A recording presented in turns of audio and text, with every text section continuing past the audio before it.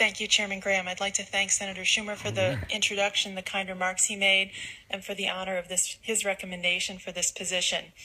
Of course, I'd also like to thank President Obama. I'm humbled by his nomination. I'd like to congratulate my fellow nominees. I appreciate what they've accomplished in their careers, and it's been a pleasure to get to know them a little bit this week. Not here with me, but here in spirit are my family members, my mother who passed away a few years ago, my father who is, if he can figure out the magic box, watching live, and my sisters, Susan Sweet and Laura Sweet, and my brothers-in-law, Jim Trotman and Dean Raft, who've been supportive and encouraging throughout my career. With me today from New York and mostly from my home city of Buffalo, my husband, who you heard a little bit about already, Brian Fredericks. We've been married for 20 years. Our children, Caroline, who is 17 and about to be a senior in high school. She took her last final exam on Friday, so the timing couldn't be better for her. My son, Michael, who will be a junior in high school in the fall. I'm so proud of both of them, and it's a high honor to have my family with me.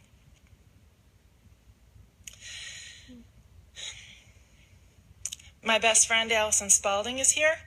My college roommate from Boston College, Kathleen MacDonald Murray, is here. Two of my law partners from Gibson, McCaskill, and Crosby, Victor Oliveri and his wife Barbara, have joined me today. Melissa Zittel, an especially close coworker of mine who is missing her own daughter's sixth grade graduation today to be here with me. So I want to mention to Jessica Zittel my gratefulness for sharing her mom with me on this day. My dear friends from my first law firm, Michael Willett and Chuck Kara, are with me. I have three very close trial buddies, people who I've had many cases with over the years, one of whom was able to make it here today. Brian Widener is here. Michael Roach and Greg Miller are with me in spirit, I know. From among my Bar Association friends, Mary Lowenguth is with me, and I know there are others watching from Buffalo.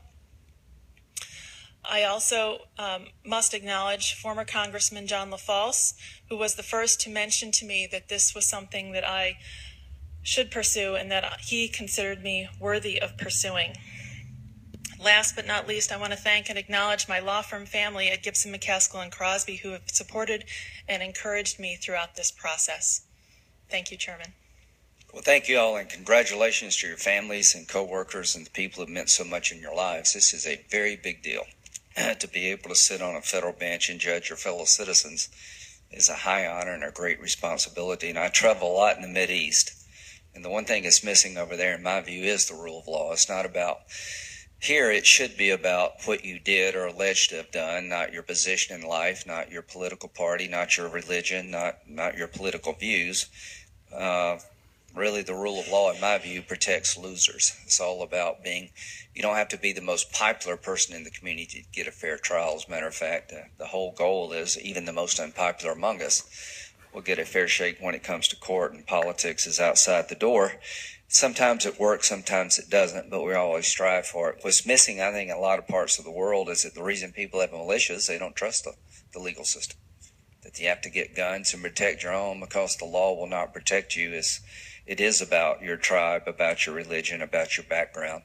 And I just want to let people know that the rule of law is worth protecting and nurturing here. I worry about the resources we're giving to our to our judicial community, that we've really cut budgets, and it's affecting the quality, I think, over time of the people you can recruit, because you're leaving very viable practices, and judicial pay has been stuck now for years.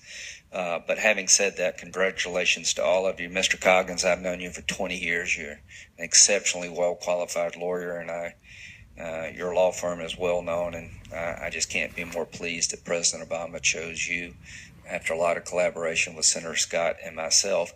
Mr. Nye, you represent something I've never seen before, a person that can get Crapo, Risch, and Obama on the same sheet of music. How did you do that?